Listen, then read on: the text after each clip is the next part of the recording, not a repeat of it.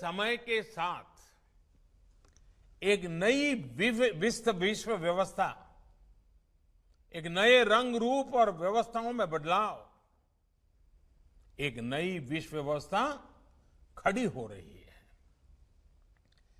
एक नया global standard भी तय हो रहा है। इसके हिसाब से भारत का एजुकेशन सिस्टम खुद में बदलाव करे, ये भी किया जाना बहुत जरूरी था।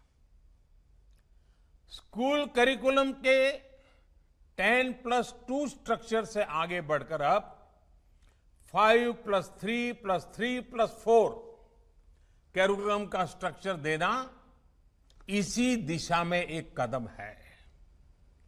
हमें अपने स्टूडेंट्स को ग्लोबल सिटीजन भी बनाना है और इसका भी ध्यान रखना है कि वे ग्लोबल सिटीजन तो बने, लेकिन साथ साथ अपनी जड़ों से भी जुड़े रहें।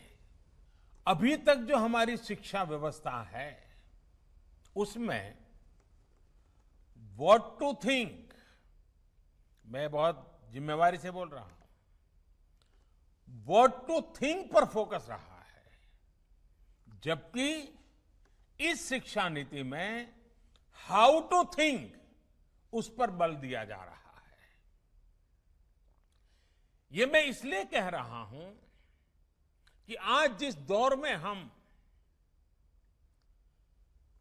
और ये दौर ऐसा है जहां इंफॉर्मेशन और कंटेंट की कोई कमी नहीं है, एक प्रकार से बाढ़ आई हुई है।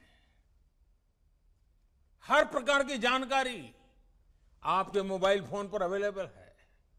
जरूरी ये है कि कौन सी जानकारी हासिल करनी है, क्या पढ़ना है।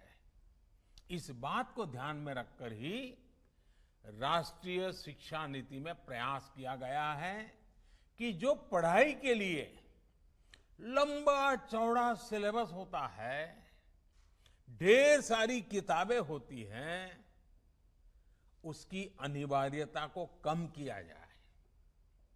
अब कोशिश ये है कि बच्चों को सीखने के लिए inquiry based, discovery based, discussion based और एनालिसिस बेस्ड तरीकों पर जोर दिया जाए। इससे बच्चों में सीखने की ललक बढ़ेगी